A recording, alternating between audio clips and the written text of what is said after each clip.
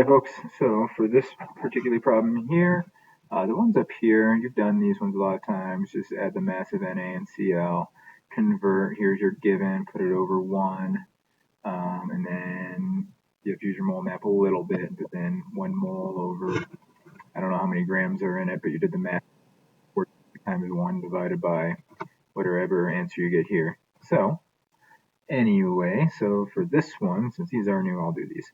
So what is a molarity? If that doesn't make sense to you, what I'm going to do is we need a formula, and the formula is right here. So this is in the guided practice.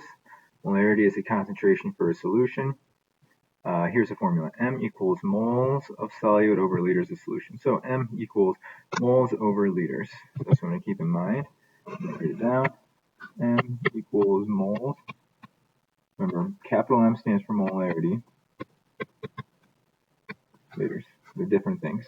So equals M equals, what are my moles? Let's see, find moles here. It tells me, and the number next to it is 0.75.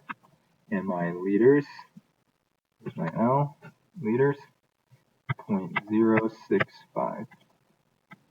Cross through there, that crosses how engineers make zeros, so it doesn't look like a 6 or an 8 or anything like that. So then to my calculator, what I'm going to do is clear 0.75 divided by 0.065, and I'll get 11.54. I'm going to round it to that. So equals 11.54. What are my units?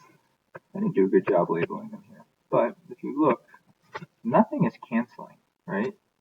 So we have to use both of these, moles over liters, or moles per liter. That's how you do number 1.